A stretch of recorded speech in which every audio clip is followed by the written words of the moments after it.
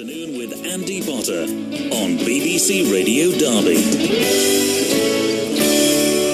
Let's talk about Blake then, shall we? Because they always sell out when they come to the Opera House in Buxton. They sang for Shirley Bassey at her 70th birthday party, and their version of Swing Low was chosen as the official anthem of the England team for the 2007 Rugby World Cup. And they won a Brit Award earlier this year, and now the Harmony Group Blake are about to release their 5th album, which features their own versions of songs, including Chris Isaak's Wicked Game and Love Me Tender by Elvis Presley. I caught up with Stephen, Humphrey and Ollie earlier on to talk about the album and the people that they work with, including Andy Powell, who we've had on this programme here on BBC Radio Derby, and wondered, putting an album together like this with these people, did they ever get starstruck?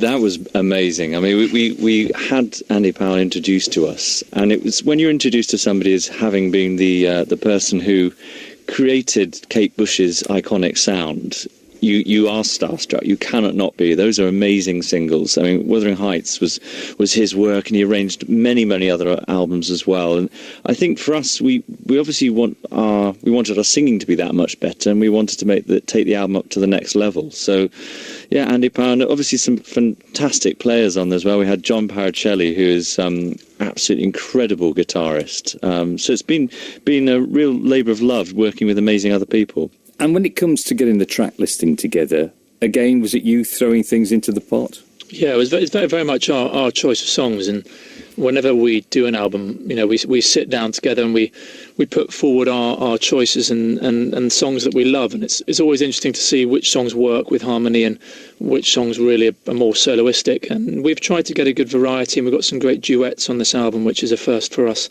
with some great artists. Rachel Angot, who's the sort of star of the West End at the moment, a big Philippine star, and Rebecca Newman, who's just got classical number one. She's one of the first independents to get a classical number one, and Camilla Kerslake, who's been touring with us, who was one of the great sort of stars off Gary Barlow's label, Future Records. And yeah, it's an album which we've really focused on the vocals and tried to make music which, when you listen to this album, sort of transports you a bit. It's not a sort of standard fluffy album. It's hopefully got some really musically and emotionally engaging stuff on it. That you have to have certain songs that can bridge the gap between songs of very conflicting styles.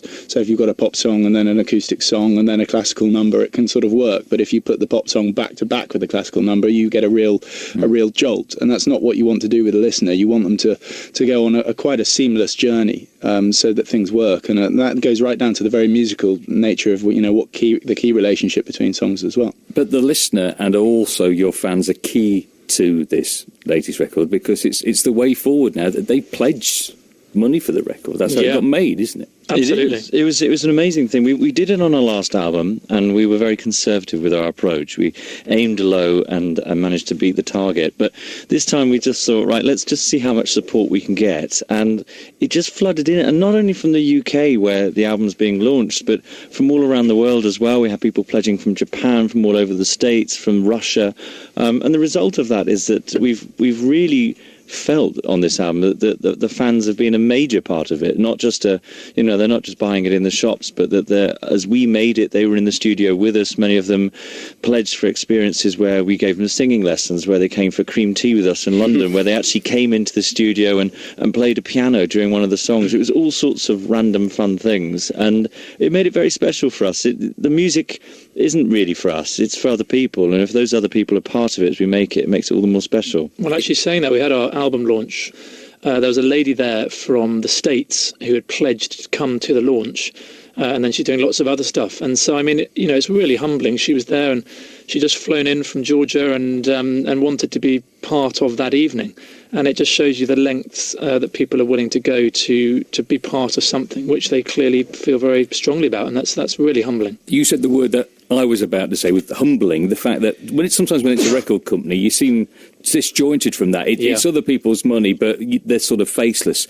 When it's like this, it truly is other people's money, and you're going to meet those people. Yeah, absolutely. And we try and continue that in every element of what we do. So when we're touring, and for instance, when we were in the Buxton Opera House, and we're up in the orbit of the world, and wherever we are, we'll always try and sign after a show. We always want to meet the people who come to our shows and have photos and sign merchandise and whatever. And I hope and think that personal touch is why we're so lucky to have such a following, and why people will go that extra mile, because they feel connected to us, not just through our music, but hopefully through us as people and personalities as well. Do you like touring? Yeah, we love getting on stage and singing live. That's what we do, and I think it's what we do best. Driving on the M1 for 9 hours isn't always the most enjoyable thing in one's life, but once you're on stage and you're singing the music and you're seeing the reaction of an audience, you quickly forget the 9 Ginsters pasties and the 6 hours on the M1. So The contraflow is not good preparation for a concert. I have to agree with you there. It's about the worst thing for one's voice and soul, but music restores it, so it's fine.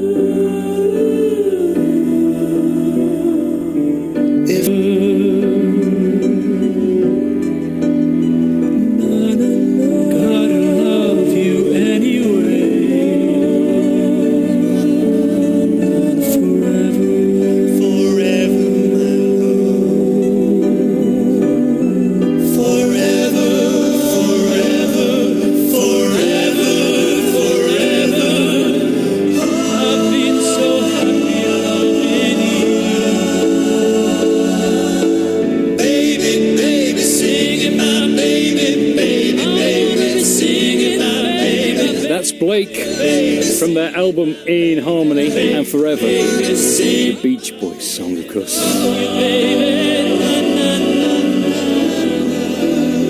And the album is out on Monday.